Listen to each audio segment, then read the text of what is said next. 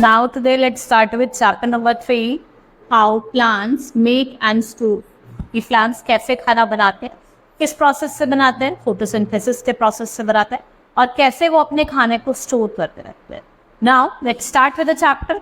In this chapter we will study about leaf and its parts. हम leaf के parts देखेंगे, कुछ functions of leaf देखेंगे and how do plants make food और कुछ flow of energy और plants और animals कैसे interdependent हैं. Now let's begin. Identify the picture and write their names. आपको pictures को identify करना और उनके names लिखना. Let's start with the chapter. All animals, including human beings, depend directly or indirectly on plants for food. Plants क्या है? वो living things हैं जो अपना खाना अपने आप बनाते हैं. चाहे वो animals हो या वो human beings हो, इस पे depend है plants पे for their food. The leaves of the plant carry out important functions of making food. They need sunlight. इनको sunlight, air और water की जरूरत पड़ती है for making food. Next topic है leaf and its part. देखो ये आपकी लीफ है.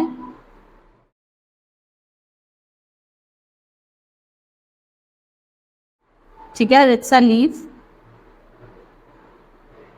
लीफ के डिफरेंट पार्ट्स होते हैं. इसे हम क्या कहते हैं? स्टॉक कहते हैं. This is known as stock.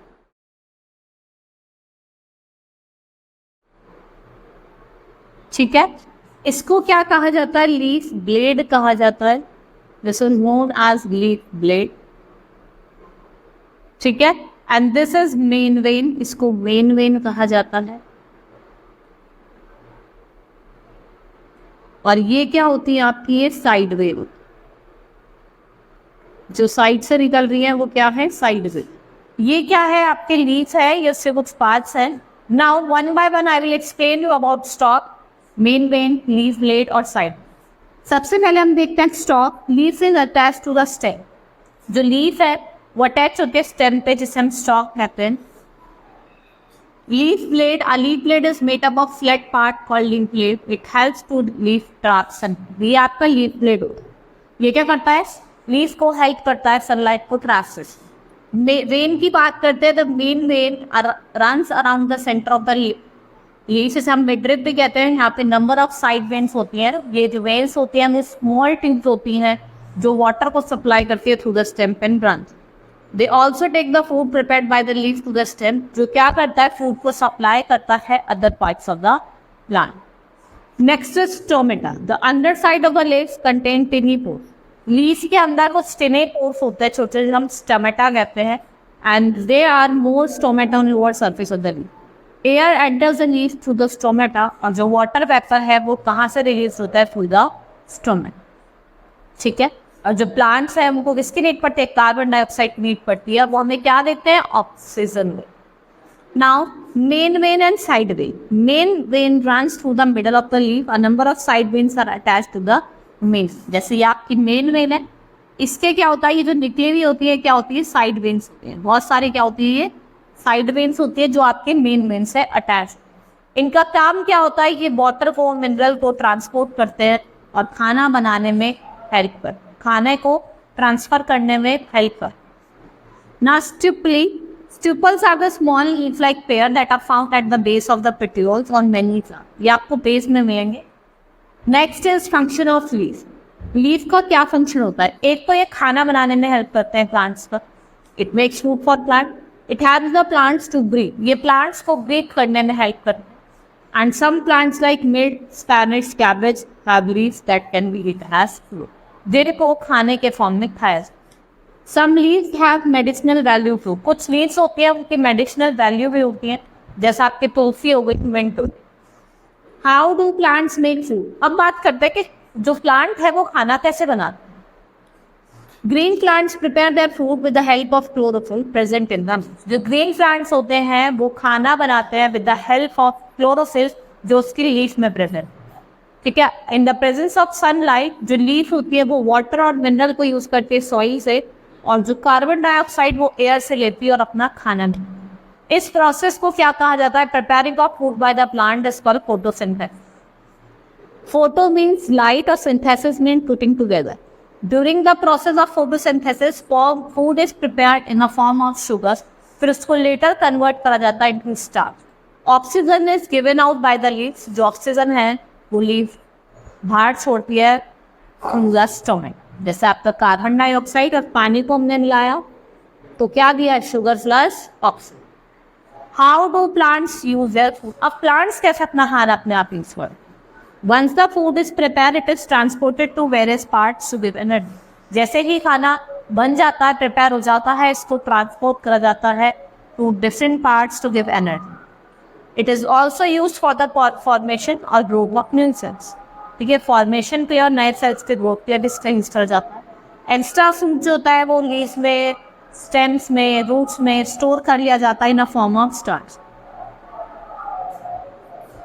It is the stored food which is eaten by human. और वो स्टोर्ड फूड ही होता है जो कौन खाते हैं, हम ह्यूमन बींग्स। ठीक है, जैसे आप देख रहे हैं लीव्स में हम स्पैनिश और कैबेज खाते हैं, स्टेम हम जिंजर और पोटैटो की खाते हैं, रूट हम रेडिश और कैरेट की खाते हैं, कॉलीफ्लावर। फ्लावर किसका खाते हैं, सबका कॉलीफ्लावर। सम अनयूजुअल प्लांट्स जैसे मोल्ड्स और मशरूम, ये नॉन ग्रीन प्लांट्स होते हैं। ठीक है, इनके अंदर क्लोरोफिल नहीं होता, ये अपना खाना अपने आप नहीं बनाते। ये किस पे डिपेंड होते हैं, dead and decaying plants and animals.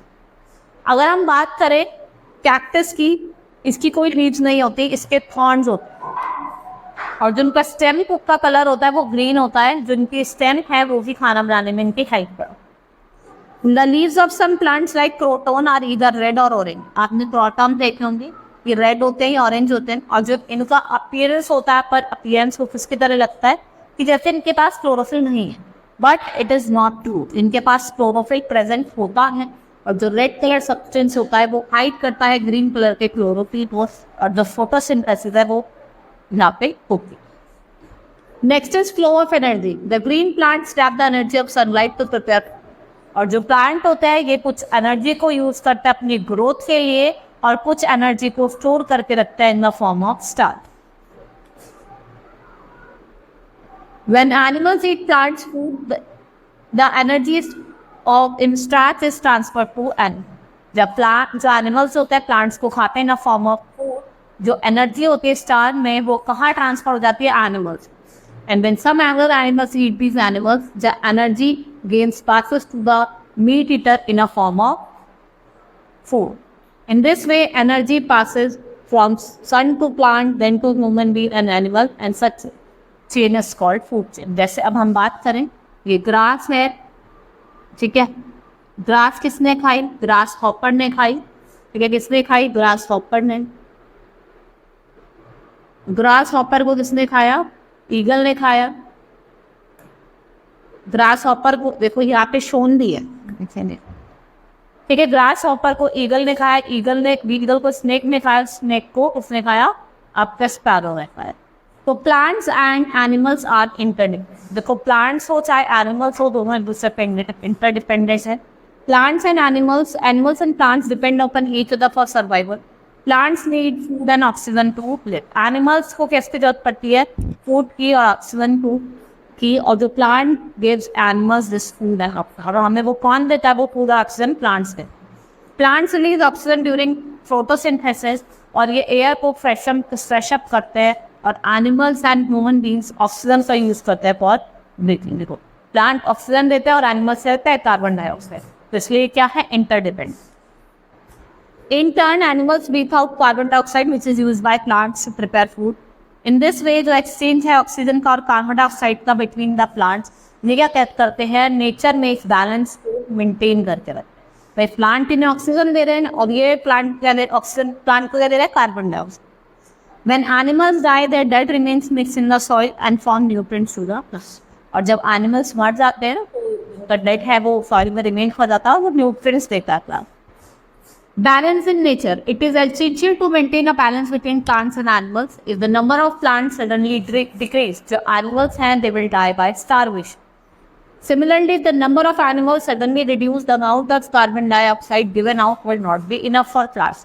अगर ज़्यादा एनिमल मर गए तो जो कार्बन डाइऑक्साइड है जितनी प्लांट्स को चाहिए होती है वो उनके लिए पूरी नहीं होगी, and thus it is essential to maintain balance between plants and animals. And people should be aware of harmful effects of killing animals or cutting down trees. ठीक है, इसलिए people को बहुत ज़्यादा अवेयर रहना चाहिए, they should not affect the killing of, मतलब harmful effect जो होता है killing of animals का और cutting down of trees का, उसको समझना चाहिए। ठीक है। और अपने 5 जून को हम हर बार क्या बनाते हैं, वर्ल्ड इन्वायरमेंट डे बनाते हैं। Chapter has been completed, hope you understood the chapter. That's all for today, thank you.